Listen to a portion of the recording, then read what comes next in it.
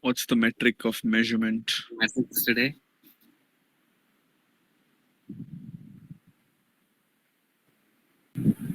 Bro, Zoom recording started. Okay. We don't have anyone else. Awesome. Prithvi, stage all yours, buddy.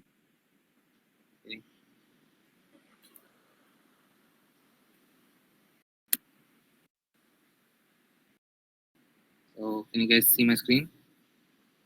Yes.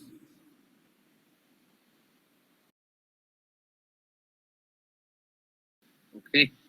So, welcome to the last South Asian Town Hall of 2022, guys.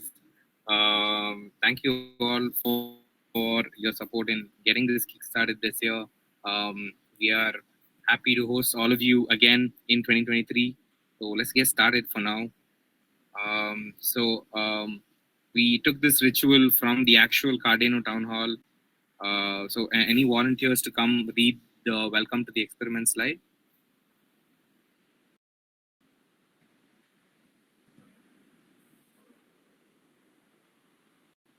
I think we have Harsha. Okay. Yeah. Welcome to the experiment. Things may break, lack documentation, differ greatly between iterations, disorient, overload, and inspire. Our goal is to provide a safe, lively environment for you to explore the highest potential of human collaboration. Okay. Thank you for getting us kickstarted, Asha, and welcome back. Sure, yeah. So without further ado, I'd like to welcome our keynote speaker of the day. We have Chakan from Little Fish. I'm not going to take up the stage, so Chakan, it's all yours. Go ahead. Hi guys, thank you for having me. Is it okay for me to share my screen?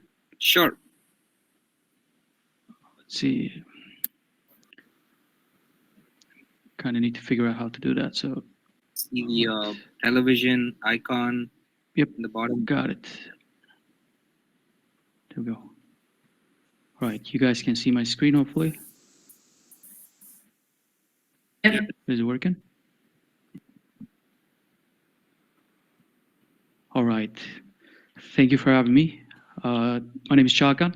I'm with the Little Fish Foundation. I'm a co-founder there. Today I'll be talking to you about the nature of Web3 work, complexity, freedom, and network organizations. Just to get it started, a little bit about me. I'm originally an electrical and electronics engineer. I graduated and said, I really don't want to do any of that. That's not for me. Then jumped into backend development with Python. Did that for about 3 years, had some experience in startups. And then just about last year, we founded Little Fish Foundation together. And I'd like to tell you about just a little bit about what we do at Little Fish. We're an open source community. We have about around 20 active contributors. And what we do today is, I'd say, is experimenting in new modes of organization. And just as we progress through this presentation, we'll get more of an idea of what that means. But we originally started out when my co-founder, Jem, he was running around in Catalyst circles, going through Swarm. He co-founded this group called Cardano for Climate with about 4 to 5 others. And then what we did was I jumped in at that point and we co-founded Little Fish Foundation. And back then, our original idea was to think about how we can use this technology, this Cardano, to fund like sustainable development goals, activism, and entrepreneurship all over the world. So the original model was about this platform called Kiva. Inspired by that, how can we implement that here on Cardano? But over time, our ideas completely evolved, changed because we understood, like we come to realize, I'd say, that just working in this environment is completely different. We call the organizations that work here on the blockchain, on the network organizations. So all of these examples, Catalyst Swarm, the Cardano for Climate, Gimbal Labs, Little Fish Foundation. We call these network organizations. And I just like to talk about like what it means to be working as an individual in these network organizations, because it is an entirely different world. The first thing is you got to take a individual leadership position. So you got to take that entrepreneurship mindset and jump into things and learn about things and take initiative. So that means out of all these options that you have, just all these open communities that you could be a member of, you could contribute to, or think about DAOs that you can just jump into. All you need to do is just buy their token and get in, and you're a member. It needs that push from the internal, from the individual to get going. And by their nature, these types of organizations, they are asynchronous. They are globally remote. So you can be working with people from all over the world. At Little Fish, we have people from, I don't know, about 15 different countries. We have friends now from Canada, from US, like from 5 or 6 different states in the US. We have friends from Portugal, from everywhere, from Europe. It's a completely international world, which is pretty crazy. Classical organizations are nothing like this. And one more attribute of this is that there's voluntary participation by each individual. So that means you can just pick and choose every community that you want to participate in and participate as much as you please. So you can go 5 hours here, 10 hours there. No, I want to do full time in this organization. This new setting allows the individual all of that freedom to choose. And that brings with it a lot of complexity. In a classical organization where you just have this one role, the complexity is limited because your role is defined very well. Here, it's not so much um, because you have all of these different options, and the world is changing rapidly because we're living on the edge of technology. Like sometimes it doesn't feel like it on Cardano, but it is true. Like the technology is just developing so fast, and new tools like ChatGPT and all of those things are coming up.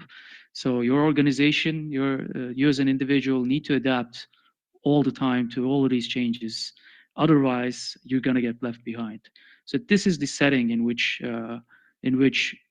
we think of network organizations are operated in. So what about the nature of network organizations? There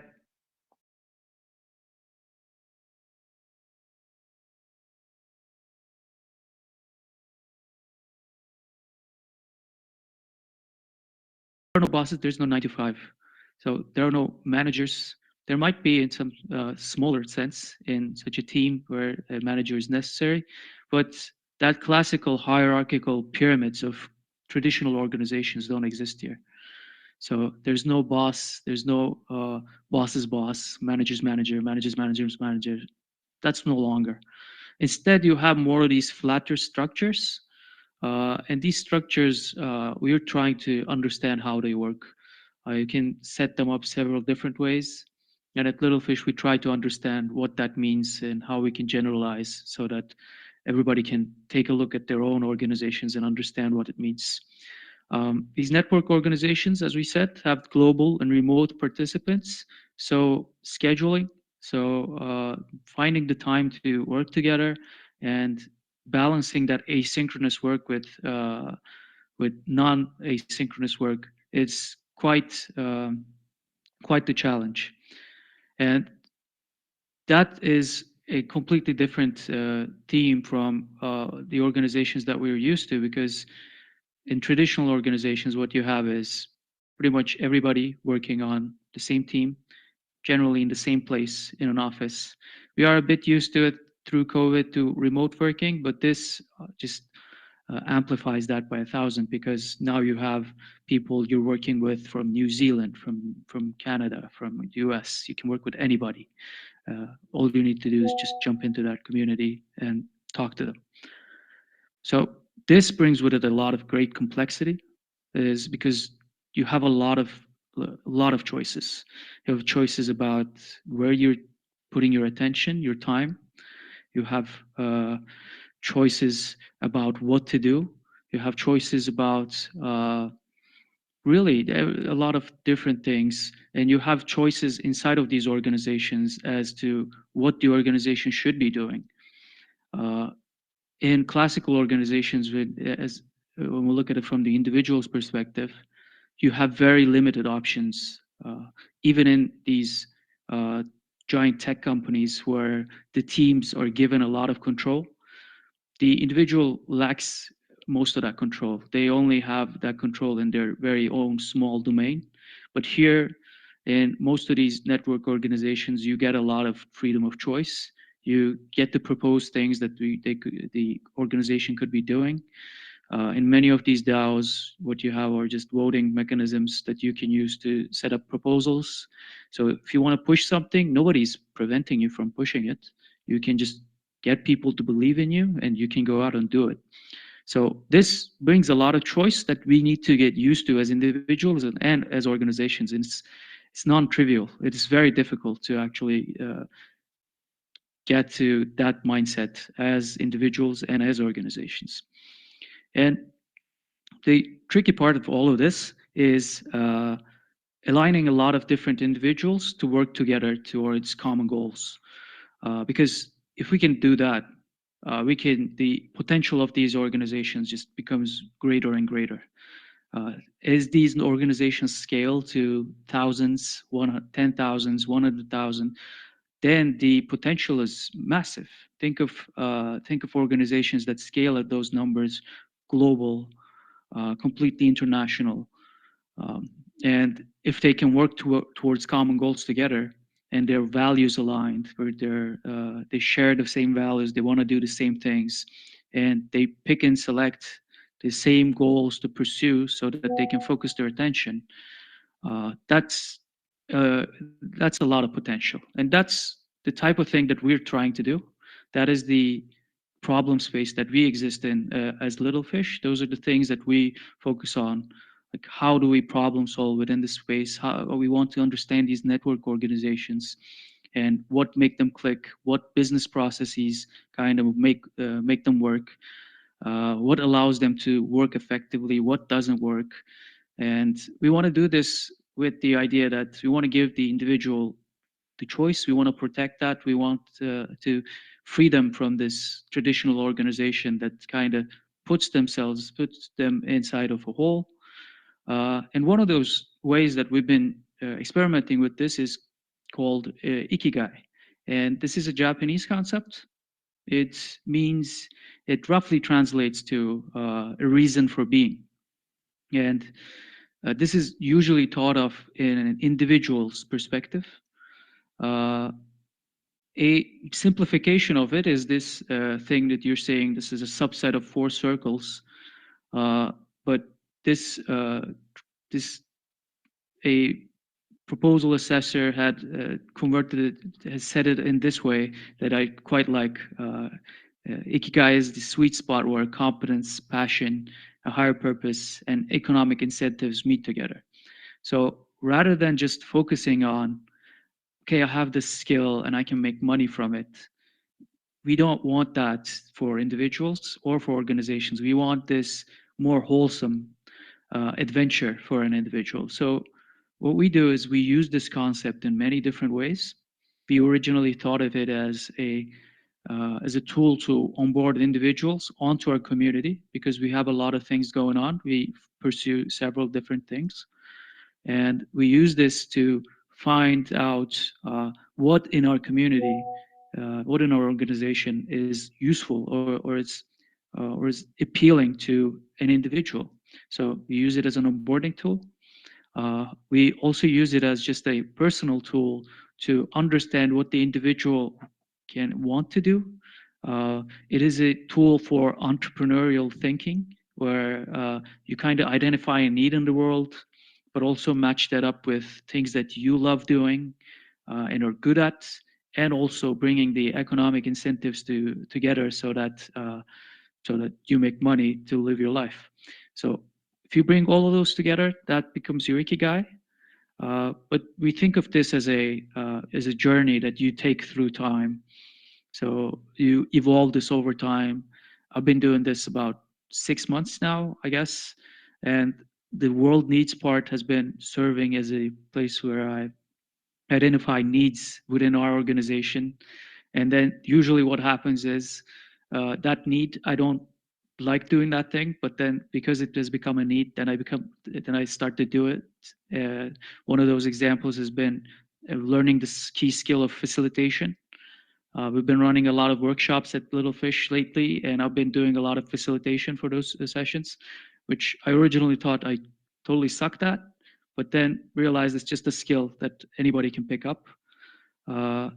And this has really allowed me to identify those needs and then bring it to my life. And I actually quite love doing it right now. So I would say it's at the center. So running at Ikigai now. We've been working a lot with this, and we will be doing these for Konma as well, starting next week. On Wednesday, we're going to be doing this for Konma's Flare faction. We're going to do this organizational or team ikigai to give understanding to what this faction is and bring in all the different perspectives of the individuals that make it up into this giant ball that communicates a lot of information in a fun way. It's really important that this is all fun because we think work can be fun at this point. We really take a gamification approach. Yeah, that's for me. Thank you guys for having me. I would love to answer any of your questions. And also, at Little Fish, we're an open community. You're all welcome to join us. I will share links in the chat for you to join, find our community. You're on Discord.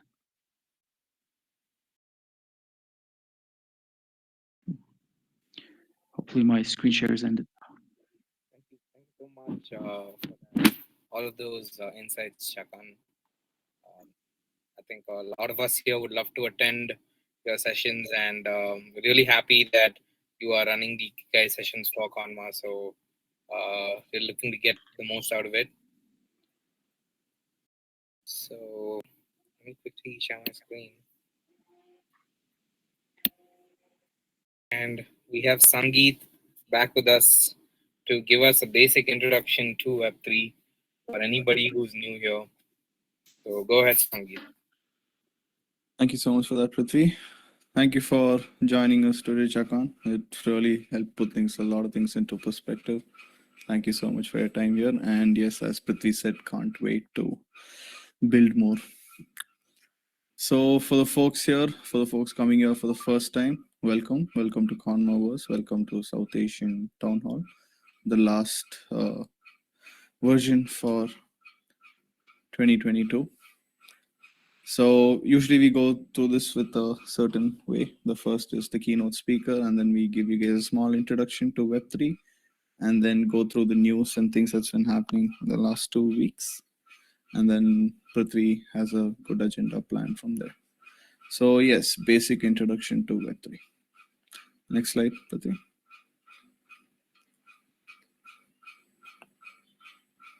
Awesome. So what we say, or what we call Web3 right now, is simply the third iteration of the internet as we know it. This comes from a point of access control, as we call it within the computer science terms. There are 3 different types of access control. One is read, one is write, and the other is execute. In the first version of the web, or as we call it Web 1.0, we only had the option of reading certain information of the internet. So you could go and ask for some information, you would get a certain web page, and then now you could read that web page. The second iteration of the web that started somewhere around 2000 to 2006 and is what we are currently following right now is where you have the option to read and write data based on what you have read. This does not mean, I mean, obviously Web 1.0 also let you write things, but then you couldn't write on and receiving data. So Web 2 let us ask for Gmail, and then inside Gmail we could put in our email and password, and then we should get access to a whole lot of things through that. The third iteration of the web, as we call it, Web 3, is where you get the option to read, write, and execute. Execute means you have the power to run a certain program, or in fact run any program if you are allowed to, and take process of that particular program. So here, with the help of blockchain, you can read, write, and trust. You can read, write, and own, and you can read, write, and execute. Web3 has basically changed the entire stigma on how companies work. Ideally, in the Web2 ecosystem, you would go to Facebook and you would verify who you are to Facebook so that you can get access to your own data. That doesn't really make sense. So in the Web3 ecosystem, what happens is a company such as Facebook would need to request you for taking any kind of a data. And if that data is taken, it is verified on chain that this person took this data from them, and you can monetize out of that particular flow. So everything that you see, blockchain, cryptocurrencies, DAOs, dApps, Konma, Little Fish, we all work with the dependency that the internet will truly and forever be free. And this is the next step where common people such as ourselves can take control of our own data and monetize it without the need for a central authority. So here you would have the decentralization nature of things also come into play. The next slide, sir. Now, with the help of blockchain, I mean, we've been trying to make communities ever since Web 1, and there were very good reason as to why it didn't really work through, Even though you make a community, the few people on the top still get to decide and screw over everyone else with their decision making. We've been bringing and changing all of those things with various protocols, companies, and ecosystems. The three main things that we essentially target with respect to communities is enhancing security of their data, better engagement ways, like you don't just use a website, you now have the idea of metaverse that replaces a website and any kind of an interaction with a website. The third is because of an open sourceness and the general understanding of how the open source ecosystem works. There's a generation of like customer centric content. You can, anything you put on the blockchain is always there. So even if you put it now and you die, your information, your data, everything you did is still represented on a blockchain. So it's like a book for anyone to write, and not just, as they say, history is written by winners. There are no winners or losers here. Everyone gets to write and everyone else gets to decide by themselves. The entire flow is user fronted, and it's not a B2B ecosystem. It's a consumer to a consumer ecosystem, or as we call it, peer-to-peer. Web3 is breaking a lot of things around the world, and it is making things for the better. We will see a lot of different iterations that's yet to come out. It's super exciting to see so many of you interested in being part of this paradigm shift and taking humanity to the next level. So that's a very general gist of Web3. More than happy to take any questions if there are in the end. Upcoming, I guess we have the news. No, we are okay. So no, that's okay. We can go back. We can talk about that. I think we have time. So we've read, learned, and understood about how Web3 affects individual users. Now, obviously, it's not that we are actively not working towards helping out businesses or organizations as such. There are numerous ways in which brands and companies can also take part within the Web3 ecosystem, but even then, they are considered at an individual level. We see a lot of brands taking in with the Web3 ecosystem. We have Starbucks partnering up with Polygon. We have Flipkart in India partnering up with Polygon, and a lot of ecosystems and partners are being formed from Web3 to Web2 and onboarding users into this. This also provide a more cleaner way of communication for these companies.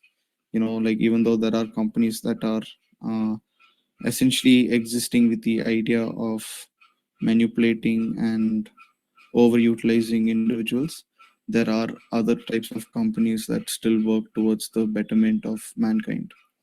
And onboarding these brands with these kind of cultures has been really easy with Web3. They're able to get in touch with their communities more. They're able to have a better brand recognition and take accountability for their actions. The whole data driven platforms open new doors for newer brands to come in, because you're essentially, even though the brand is existing for a very long time, if you are on chain before them, you essentially are earlier than they are. Brands use these communities to get a deep insight on customer preference and deliver a more accurate and peaceful business model, which not only benefits the company but also the community. So we see that blockchain has started impacting everyone's personal lives, professional lives, as well as a more relevant living lifestyle. And yes, everyone here is definitely early into the ecosystem. There are a lot more things to be done, and like Chakan said, every Web3 ecosystem has their hands open for collaboration and friendships.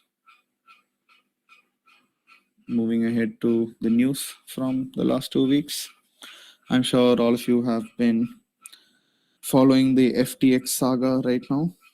Started off roughly 1 month back. In fact, I think the last 2 South Asian town halls we had this come up in the section. But obviously there has been few updates and few improvements within that. The CEO, or Sam Bankman-Fried, is finally arrested and in Bahamian authorities' hands. He posted for bail, which got denied, and for all the right reasons, he will be extradited to the United States and trialed over there. This comes from a very long set of issues, and we see the entire Web3 community on 2 stands. Some of them are blaming other exchanges, while the others are just blaming the FTX CEO for poor decision making. But all in all, we still have more clarity on exactly the problems and the situations that arose and the solutions that come to this. To conclude on this particular news type, blockchain, cryptocurrencies, and Bitcoin gives you ample enough of space to not be dependent on these centralized entities. If you take comparison of all the centralized entities and decentralized entities, we haven't had any of these issues in the decentralized realm. We have decentralized exchanges that have no issues, that have liquidity and is happily surviving. So the need for dependence to a centralized entity is not there. So we would definitely recommend everyone to hold your own crypto and be accountable for your crypto.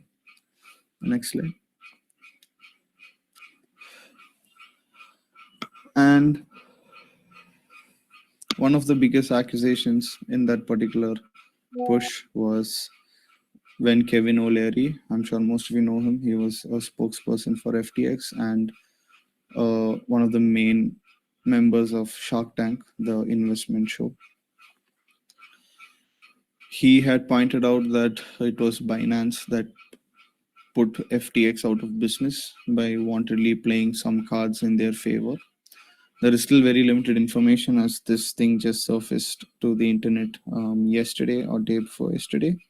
So we don't know how true this is, but Binance has given a statement on this saying that it is completely nonsense and does not have any kind of correlation. But either way, stay safe out there, guys. The more you take accountability, the more secure you are. You can't really trust anyone at this point. So welcome to a trustless ecosystem. Up next, we have some announcements from Satya regarding the Web3 Fellowship. So handing the mic over to Satya. Thank you all. Have a great day and have a fantastic weekend. I'm self-cheering myself because I'm sad. No. Thank you, Sandeep. Thank you. Hey guys, hey. So, let's begin the new year with new way to educate yourself. So, Web3 Fellowship is much more refined and it's doing great right now. So, this is a program, for people who are not aware of what it is. It is a program that Konma as a whole team came up together and we formed this program called Web3 Fellowship. So the basic idea of this program is to facilitate the people who have, who are just starting their Web3 journey and who has no idea where to start. So Web3 Fellowship will be the place for them. Plus, apart from that, we also cover the impact and use cases of blockchain. So this gives a much broader perspective. Even if you're already a part of Web3 enthusiast and you might have a different perspective, but this program will help you put all the pieces of puzzles together. So what you get out of this program is you basically get an NFT that is basically an SPT, soul count token, which will be like linked to your wallet. And this token will be a gateway for you to start taking up tasks that are coming up in a decentralized workboard that is coming up pretty soon. So you'll be eligible to take up bounties and do tasks and earn a little bit extra money for yourself. And so the registration is open. We'll be sharing all the relevant links in all our socials, so you can go check it out. Read more about this program, and there's a write up there also. So you can read about it and then enroll yourself. And the slots are open for Jan batch. So this is basically a 1 month long program where you'll be attending weekly 3 sessions, which are also recorded. So you'll be able to refer it again later point when you're available, depending on your availability. And end of this program, there is a small evaluation where you'll be giving a demo day, and based on the performance on the demo day, you'll be getting points that are granted by the community who are already an existing the NFT holder. So once you're done with that, you'll be earning your SBT to take up the task. Any questions? Feel free to reach me personally too, or anywhere in the socials. We are always happy to answer your questions. Yeah, that's it. Thank you, guys. Thank you, Satya. So, like you mentioned, a great way to take off 2023. So, moving on to Project Catalyst, we have Vinay here. Hey guys, I'm Vinay. I'm the founder and head of research and development at Konma. So I want to talk to you about, or I would rather like introduce you to a decentralized funding mechanism by Cardano. So Cardano has something called Project Catalyst. So Project Catalyst currently we are just waiting for Fund 10 of it's basically the 10th round of the fund that is going to start early I would say like we are ready to have an announcement on that, but it's going to start anytime around January or February 2023. So it's an open experiment where people from all over the world, they put in proposals, and these proposals are evaluated by the community. And once the evaluation is done, there is like a governance phase where the entire community gets to like vote on these proposals, and anyone who gets like the highest number of votes, they get these funds. So there are multiple ways in which you can involve with this particular funding mechanism. So it's not just about like having an idea and putting in proposals. It is about evaluating these proposals, and you can like earn incentives for evaluating these proposals. Prithvi, can you go to the next slide? So the entire project catalyst is divided into 3 phases. You have like the innovation phase, you have the governance phase, and the execution phase. So the innovation phase is so this is a solid 1 month for people to like put the proposals, refine the proposals, and all that happens over a month. And post the innovation phase, you don't have access to like make any changes to your proposals. Once the innovation phase is done, next comes the governance phase, where the community gets to like evaluate these proposals. And once the evaluation is done, you get to see the evaluation on how or what the community thinks about your project. If you want to challenge any of these rationales what the community has given, you get a chance to like escalate or reevaluate the entire proposal. So this is like the second phase of the governance or a phase 2 of governance period, where you get to like reevaluate your proposal. And once the governance is done, as like the second phase of evaluation is done, the entire community takes a vote on it. So the highest number of votes you get, the funds get distributed, and the funds get distributed in more of a milestone based approach, where you define the milestones, and according to your journey, the funding gets distributed to your wallet. Next slide, please.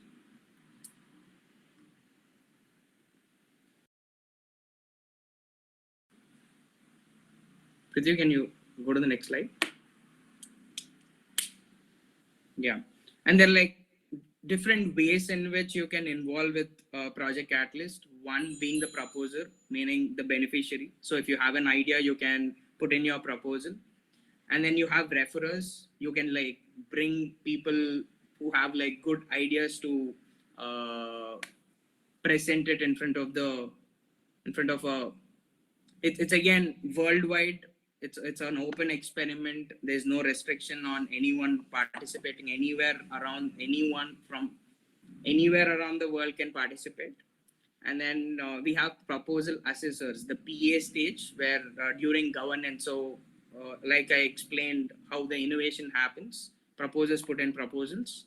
And then during the governance phase, it is PAs, proposal assessors, who evaluate these proposals and give out their rationale based on feasibility, auditability, and impact.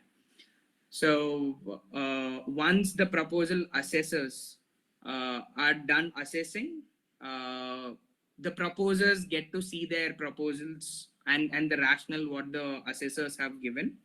And if they have to escalate it, they get a chance to like escalate it to the VPAs. VPAs are veteran proposal assessors, one step higher when compared to proposal assessors. So VPAs get to like assess the proposal, the assessors, the PA's assessments basically. So it's a second level assessment that happens. And once the VPAs are done with their assessment, it goes for voting. So people get to like vote, and anyone who votes, they get incentives as well. And then we have challenge teams. So basically what happens is, every fund, it is not anyone who decides on the topics or the problem statements. It's more like the challenges are, it is about the community to like put in a proposal to bring a particular challenge. So you have anywhere around 15 to 20 challenges in each of these funds, where you get to like go through the challenge brief and see where your idea fits in. Prithvi, can you go to the next slide?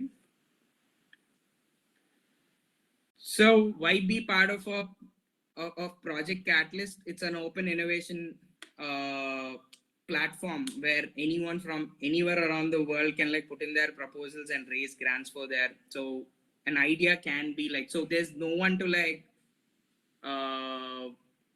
it's more like everyone has like equal chances. So there's no hierarchy. There's no.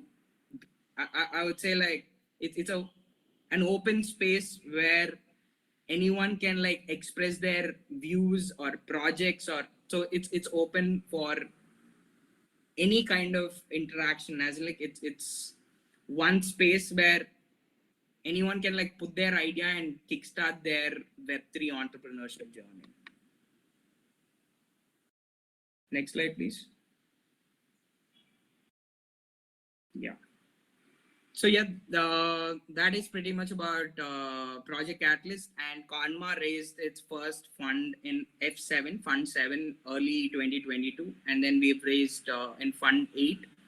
Fund 9, we couldn't raise funds. And now we're going for Fund 10. And how we progressed, so from a 3-member team to, again, a solid 20-member active team is what we have in Konma, thanks to Project Catalyst, and how we were able to like put forward our ideas, and the community actually like encouraged us to be at what we are today. Thank you, guys. Thank you so much. So we will have a breakout room in the end. Like the stage will be open for questions. So let me jump into Konma Hood. So quick introduction to Konma Hood. Konma Hood is a decentralized community platform. So all of the updates we mentioned today, you can catch all of those on Konma Hood. So you can find all of the information and announcements regularly posted there. So do sign up, do check regularly for a lot of updates. There's no spam, no ads, obviously. And we'll be sharing as much information as possible. We'll be sharing nice articles, a lot of events and workshops coming up. You can catch all of the latest updates on Konma Hood.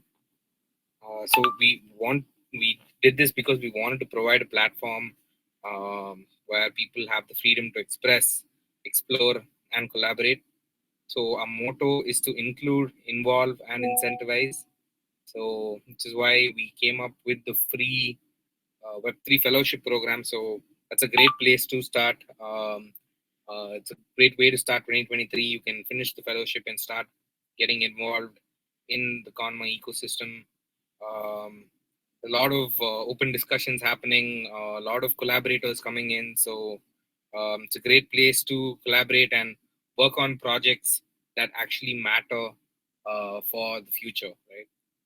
And we also have tribes in Konma Hood. So if you're exploring any specific niches and interests, you can go join a tribe. And if you want to take the initiative and start a tribe to explore those niches, also we give you full freedom to on our platform. You guys are most welcome to create your own tribes.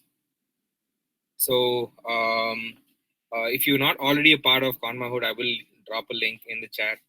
Do sign up and check for regular updates. And we look forward to seeing you in our United sessions that happen every Wednesday. And our South Asian Town Hall, we are proposing to make it a weekly session as opposed to the first and third Friday of the year. So we will keep you posted with all of those updates. Check Konma Hood for all of these updates, announcements, and event information. Thank you so much, guys. So a couple Konma Hood tribes you can join today. You can join the South Asian Town Hall tribe. You can get all of the latest updates. And you can also join the Project Catalyst tribe. You can interact with the workshops and move on to become a proposal assessor. And we also have the bounty system, right? So the bounty system is here in Konma. So we will be sharing you the links with the latest bounties. I can show you guys a sample code right now to give you an idea of how the bounties would look like. And you would need to have completed the Web3 fellowship in order to be eligible to participate in these bounties. So feel free to hop on to Konmaverse, get in touch with any of us. We are always open to communicating with all of you. Everyone is welcome. So I will drop those links in the chat. So some man, you guys supporting us. Yeah. So before we do hop into the breakout rooms, I'd like to give you guys a small glimpse of what the bounty board will look like. So let me just pull that up.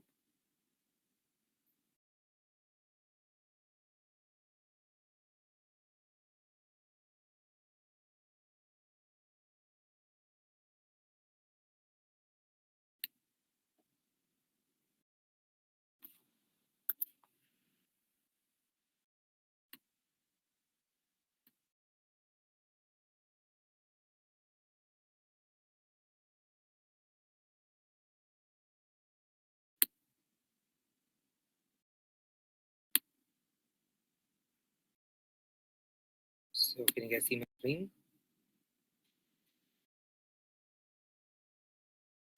Yep. Yep. So as you can see, there are a lot of South Asian Town Hall related events. A lot of simple tasks. If you have completed the Web3 fellowship, these will be really simple tasks. Have a basic understanding of how Web3 communities function and how you can get involved. So we are there to help you out with all of those. As you can see, you can go ahead and you can click I'm interested. You do have the rewards. You can apply for all of these. I will share this debug link with you guys on the chat. So so stay tuned for updates on Konmaverse. We will give you the updates and we look forward to participating and collaborating with all of you. So that's it from our end. We do have a breakout room. We have a breakout room hosted by myself and Harsha. If you have any questions regarding proposal assessments for the upcoming Fund 10, then we're happy to answer those. If you have any bounty related questions as well, we will take them. So floor is open for questions.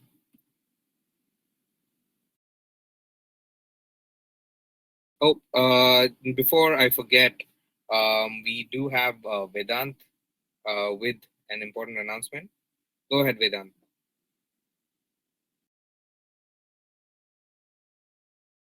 Was audible? Yes. Yeah, let me see. You can come up on stage, Vedant.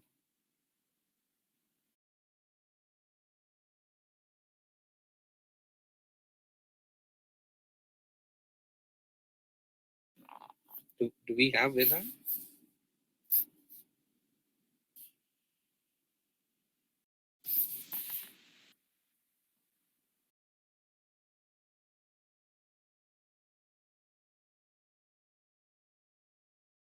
So I think I have momentarily lost Vedant due to some network issues, but yes, the floor is open, guys. So when Vedant back, we'll listen to his announcement. But the floor is open for questions.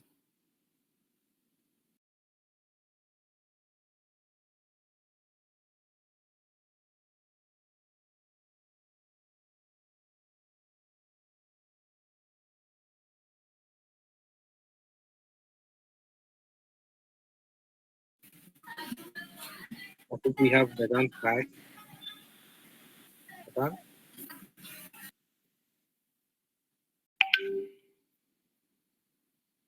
I think Vedant's network is a little bit slow.